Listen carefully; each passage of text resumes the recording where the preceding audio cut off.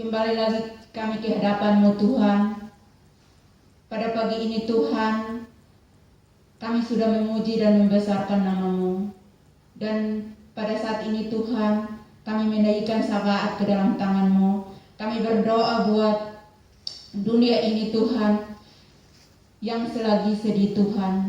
Kami serahkan ke dalam tangan-Mu, biarlah wabah yang ada di dunia ini Tuhan, biarlah cepat berlalu, untuk kami berkumpul untuk memuji dan membesarkan nama-Mu. Dan kami juga berdoa buat orang-orang yang sedang di rumah sakit Tuhan.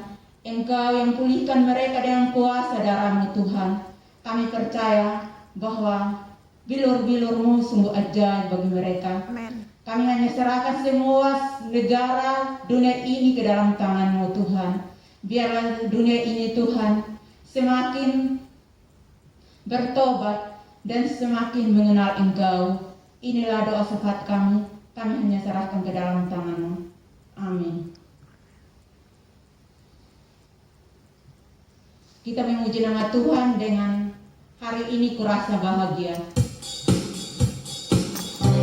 Hari ini kurasa bahagia sama saudara-saudara seiman.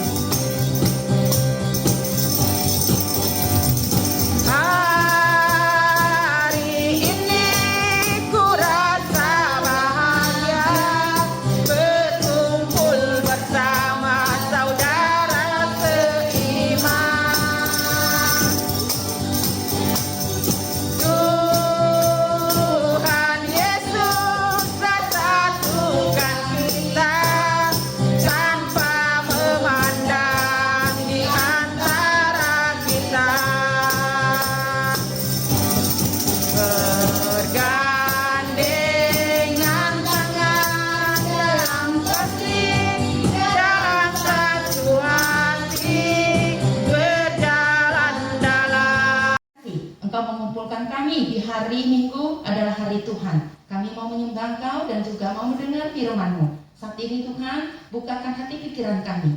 Biarlah Roh Kudus-Mu membuat kami bisa mengerti firman-Mu dan kami lakukan di dalam kehidupan kami. Ampuni segala pelanggaran kami supaya kami layak di hadapan Tuhan. Terima kasih Tuhan. Dalam nama Tuhan Yesus kami telah berdoa. Amin. Baiklah, kita buka Yohanes pasal 21.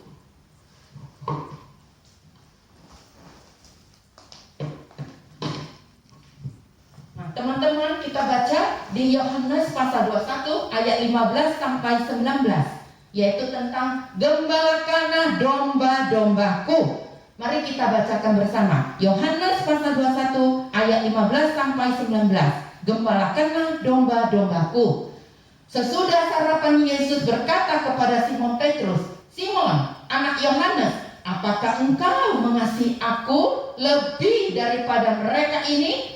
Jawab Petrus kepadanya, "Benar Tuhan, engkau tahu bahwa aku mengasihi engkau." Kata Yesus kepadanya, "Gembalakanlah domba-dombaku." Kata Yesus pula kepadanya untuk kedua kalinya, "Simon, anak Yohanes, apakah engkau mengasihi aku?" Jawab Petrus kepadanya, "Benar Tuhan, engkau tahu aku mengasihi engkau." Kata Yesus kepadanya, "Gembalakanlah domba-dombaku." Terus ayat yang ke-17 kita bacakan bersama lagi, yaitu selanjutnya kata Yesus kepadanya untuk ketiga kalinya, "Simon, anak Yohanes, apakah engkau mengasihi aku?" Maka sedih hati Petrus karena Yesus berkata untuk ketiga kalinya, "Apakah engkau mengasihi aku?" Dan ia berkata kepadanya, "Tuhan, engkau tahu segala sesuatu. Engkau tahu bahwa aku mengasihi engkau." Kata Yesus kepadanya, "Gembalakanlah domba-dombaku. Aku berkata kepadamu, sesungguhnya ketika engkau masih muda, engkau mengikat pinggangmu sendiri dan engkau berjalan kemana saja kau kehendaki. Tetapi jika engkau sudah menjadi tua, engkau akan mengulurkan tanganmu dan orang lain akan mengikat engkau dan membawa engkau ke tempat yang tidak engkau kehendaki."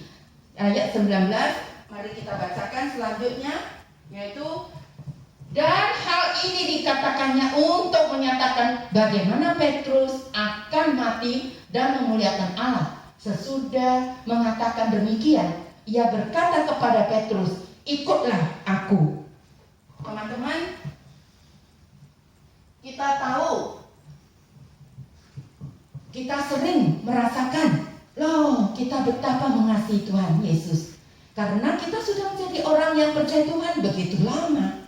Kadang-kadang kita berpikir lagi, kita begitu mengasihi Tuhan karena kita sudah melayani Tuhan begitu lama. Apalagi kita sering memuji nama Tuhan, mengatakan, I love you Jesus, Tuhan aku cinta Engkau selama-lamanya. Dan kita merasa kita sudah begitu mengasihi Tuhan Yesus. Tetapi apakah benar kita sungguh-sungguh mengasihi Tuhan dengan tingkatannya tertinggi? Hari ini kita baca firman Tuhan, percakapan antara Yesus dengan Petrus. Yesus berkata kepada Petrus, berbicara tentang hal yang sangat penting, yaitu tentang kasih.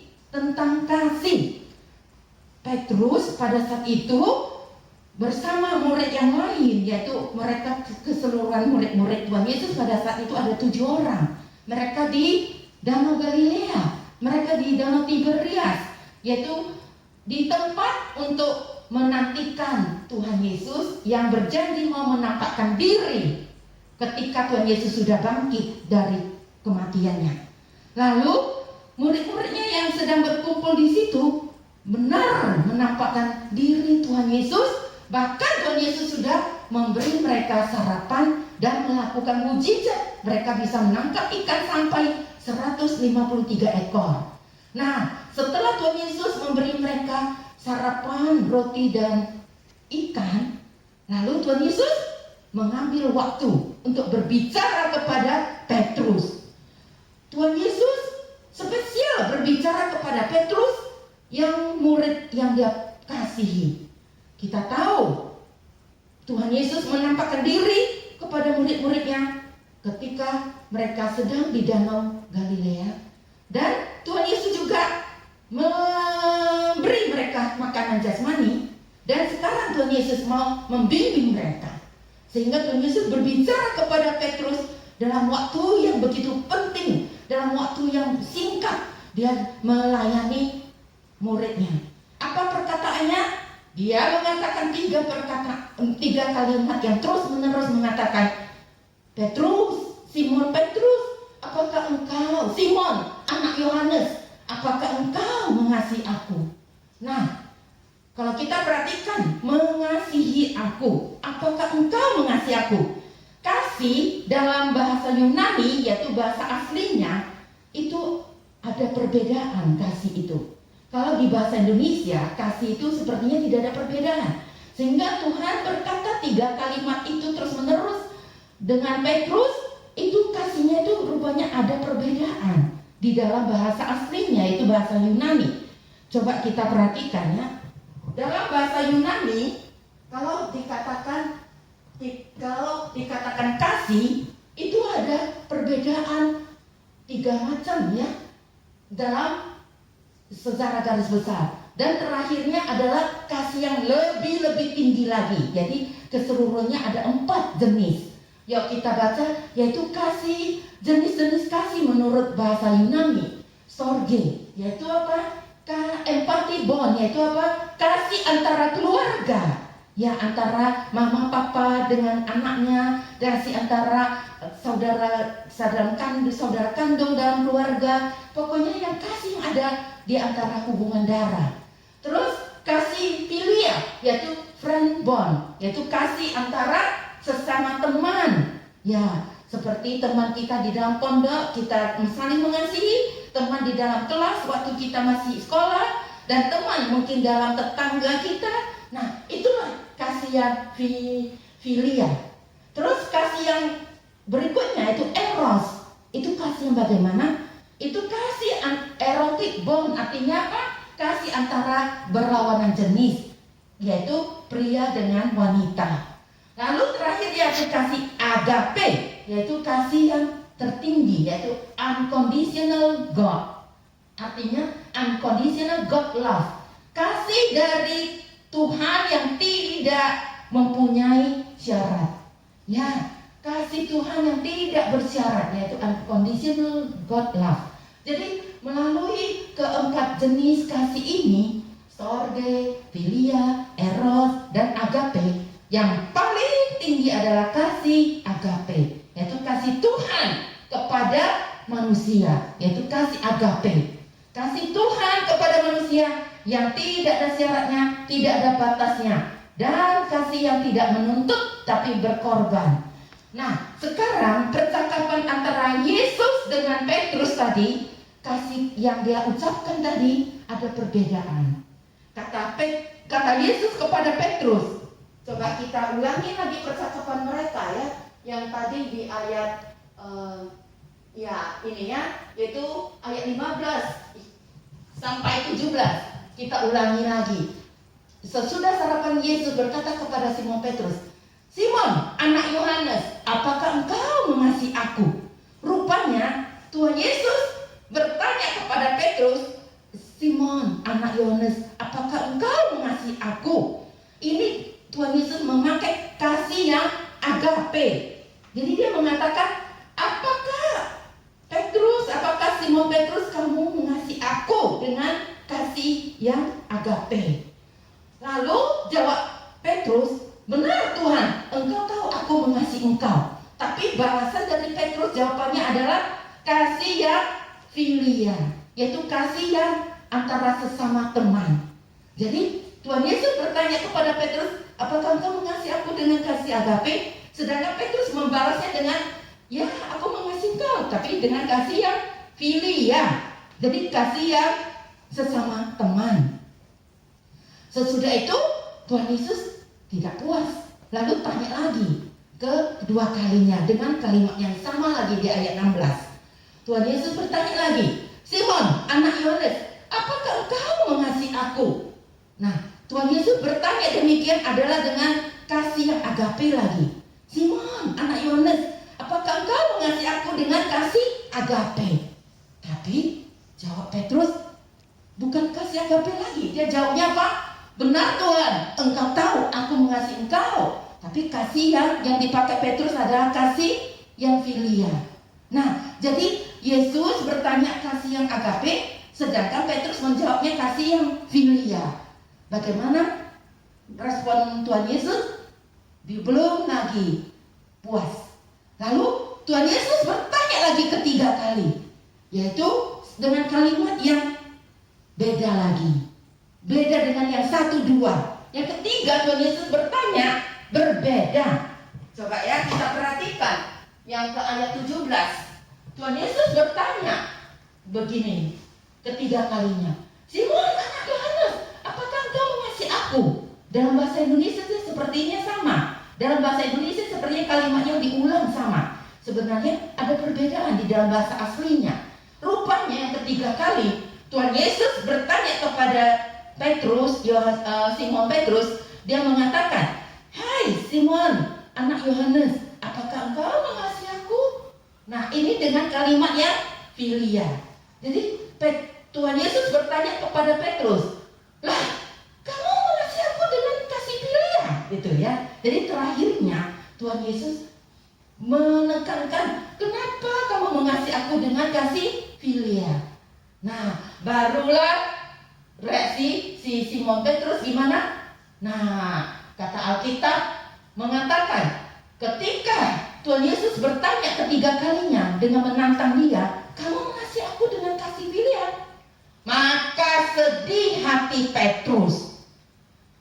Karena Yesus berkata untuk ketiga kalinya, "Apakah engkau mengasihi aku?"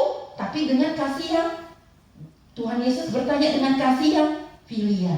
Artinya, mengapa engkau mengasihi aku dengan kasih philia? Nah, jadi Petrus mendengar hal ini, dia sedih karena dia teringat juga bahwasanya Tuhan Yesus menantang dia. "Mengapa kamu mengasihi aku dengan kasih philia? Mengapa bukan kasih agape?" Lalu dia teringat juga dengan masa yang waktu Tuhan Yesus belum mati. Tuhan Yesus menjelang kematiannya, yaitu menjelang disalibkan, Tuhan Yesus memberitahu murid-muridnya termasuk Petrus. Dia mengatakan, kalian malam ini iman kalian akan goncang karena aku mau disalibkan, mau mati. Kalian akan goncang imannya. Lalu Petrus dengan sombong mengatakan, sekalipun semua murid-murid itu goncang imannya, aku tidak akan goncang. Wah, Petrus teringat perkataan dia. Lalu jawab Tuhan Yesus apa waktu itu? Petrus teringat kata Tuhan Yesus kepadanya.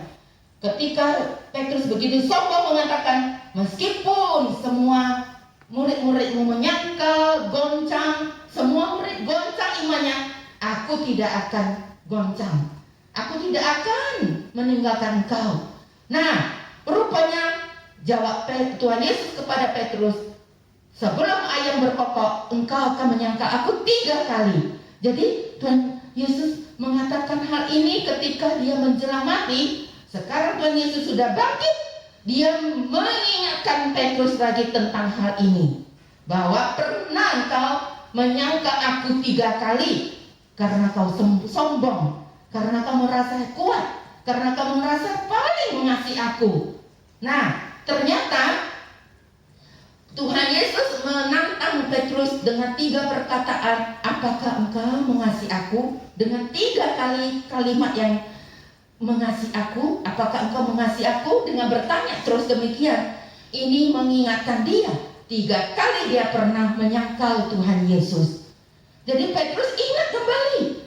Oh, dulu saya begitu sombong mengatakan aku kuat, aku mengasihi Tuhan Yesus. Ternyata aku menyangkal Tuhan Yesus 3 kali. Nah, sebelum Tuhan Yesus mati, aku menyangkal dia 3 kali. Sekarang Tuhan Yesus sudah mati, bangkit. Tuhan Yesus bertanya kepada Petrus, apakah engkau mengasihi aku? Dengan kalimat 3 kali mengingatkan dia. Betapa malunya dia, karena dia pernah menyangkal Tuhan Yesus 3 kali. Jadi Tuhan Yesus mengatakan 3 kali, apakah engkau mengasihi aku? Terakhirnya Petrus sedih karena teringat betapa dia lemah pernah menyangkal Tuhan Yesus. Dan dia sedih juga. Tuhan Yesus bertanya kepada dia, mengapa engkau mengasihi aku dengan kasih filia, yaitu kasih antara sesama teman. Nah, kasih yang derajatnya yang tidak begitu tinggi levelnya, yaitu tingkatan yang tidak paling teratas. Jadi Petrus sekarang mulailah dia sadar bahwa dia harus mengasihi Tuhan dengan kasih yang agape, yaitu kasih yang tertinggi, kasih yang Tuhan terhadap anak manusia, Tuhan terhadap manusia di dunia. Jadi kasih agape adalah kasih Tuhan kepada manusia di dunia. Jadi Petrus sadar bahwa dia juga harus mengasihi Tuhan dengan kasih yang dari Tuhan, yaitu kasih agape, kasih Tuhan kepada manusia. Sehingga Petrus juga harus menggunakan kasih itu untuk mengasihi Tuhan Yesus. Demikianlah hidup kita. Kita juga sering merasa kita sudah cukup mengasihi Tuhan, karena kita sering melayani Tuhan, sering memuji Tuhan, sering juga kita bersaksi untuk Tuhan. Tetapi apakah derajat kasih kita kepada Tuhan sudah mencapai yang maksimum seperti yang Tuhan Yesus inginkan kepada Petrus? Nah, hari ini kita lihat Petrus sedih karena dia teringat bahwa dia terlalu sombong. Dia belum mencapai standar yang Tuhan inginkan, yaitu kasih yang agape. Jadi hari ini juga kita diingatkan oleh Tuhan Yesus. Apakah kasih kita kepada Tuhan Yesus benar-benar kasih yang agape atau kasih yang filia, yaitu kasih hanya antara sesama manusia? Kasih antara sesama manusia itu ada batasnya. Kasih antara sesama manusia itu ada yang permintaannya, yaitu ada yang menuntut gitu. Kalau engkau baik sama aku, ya aku baik sama kamu. Kalau kamu mengasihi aku, ya aku mengasihi kamu. Dan kasih ini tidak bisa kekal. Dan tapi kalau kasih yang kita pakai adalah kasih agape, itu adalah kasih yang tidak bersyarat. Walaupun kamu tidak mengasihi aku tetap mengasihi engkau. Walaupun kamu tidak tidak lagi bisa memberi sesuatu kepada saya tetap mengasihi engkau. Nah, ini kasih yang tidak bersyarat.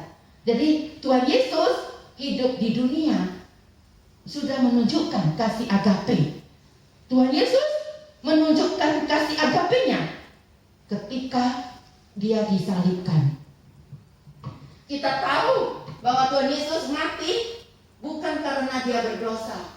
Kita tahu Tuhan Yesus disalibkan bukan karena dia berbuat dosa, tapi karena kita yang berbuat dosa. Dia tidak mau satu orang pun yang nanti karena berbuat dosa harus dihukum oleh Tuhan Allah di neraka. Sehingga dia rela datang ke dunia menjadi manusia dan mati di kayu salib. Padahal dia tidak pantas mati karena dia tidak berdosa. Tapi karena dia begitu mengasihi kita dengan kasih yang agape, yang tidak bersyarat, yang tidak ada menuntut, yang berkorban, yang kasih yang selamanya, dia mau mati di kayu salib. Sehingga kematian Tuhan Yesus itu bisa menghapus dosa manusia, karena darahnya yang tercurah di kayu salib bisa mengampuni kita orang-orang yang berdosa, asalkan kita percaya kepada Dia. Percaya Tuhan Yesus adalah anak Allah, Tuhan Yesus adalah Tuhan yang hidup. Kalau kita percaya kepada Dia, dosa kita diampuni. Nah, Tuhan Yesus sudah datang dan sudah menunjukkan kasih-Nya di kayu salib. Dan Tuhan Yesus sampai hari ini mau kita juga meresponi kasih-Nya yang di kayu salib dengan kita juga mengasihi Dia, yaitu menggembalakan domba-dombanya. Karena kata Tuhan Yesus kepada Petrus, setelah Petrus sadar bahwa dia harus mengasihi Tuhan Yesus dengan kasih agape, maka akibat kasih Tuhan Yesus memberi dia tugas, yaitu menggembalakan domba-dombanya. Apa artinya menggembalakan domba-domba? Yaitu membawa orang kepada Tuhan, membimbing orang kepada jalan benar, membawa orang supaya menuju jalan keselamatan, membawa orang supaya menjadi murid-murid Tuhan Yesus, membawa orang supaya mengikuti Tuhan Yesus. Nah, inilah tugas yang Tuhan berikan kepada Petrus. Demikian juga hari ini Tuhan Yesus memberi kita tugas. Setelah kita mengasihi Dia, Tuhan memberi kita tugas sebagai respon kita mengasihi Tuhan Yesus. Kita tidak bisa memberi apa-apa kepada Tuhan Yesus yang sudah mati di kayu salib. Hanya kita bisa melayani Dia, menggembalakan domba-domba, dan kita menyembah Dia dengan hati yang tulus. Dan kau tahu, setelah Petrus, dia ditantang dengan, apakah engkau mengasihi aku? Nah, setelah dia sadar bahwa Tuhan mau dia mengasihi Tuhan Yesus dengan kasih agape, maka Petrus hidupnya itu benar-benar mengasihi Tuhan. Sampai mengasihi Tuhan yang bukan kasih yang filia lagi, tapi kasih yang agape. Terbukti Petrus akhirnya dia mati untuk Tuhan, yaitu dia mati karena mengabarkan Injil, dia mati karena dia melayani Tuhan, dia mati karena dia menggembalakan domba-domba. Akhirnya dia disalibkan juga, tapi dengan kepalanya di bawah, tapi kakinya di atas. Jadi salibnya itu terbalik dengan Tuhan Yesus. Tuhan Yesus salibnya kepalanya di atas, kakinya di bawah, tapi Petrus dibalik. Kayu salib Petrus yaitu kakinya di atas, kepalanya di bawah.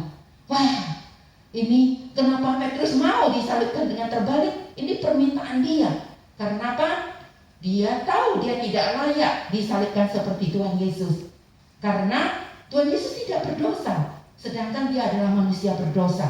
Sehingga dia meminta, biarlah dia disalibkan terbalik, karena dia tidak layak disalibkan seperti Tuhan Yesus yang kakinya di bawah, kepalanya di atas. Dia balikkan, dia meminta supaya balikkan salibnya. Nah, kita melihat mengapa Petrus mau mati untuk Tuhan Yesus, karena kasihnya kepada Tuhan Yesus sudah mencapai yang tertingkat tinggi, yaitu kasih yang agape. Jadi hari ini kita ditantang oleh Tuhan Yesus juga. Apakah engkau mengasihi aku? Apakah engkau mengasihi aku?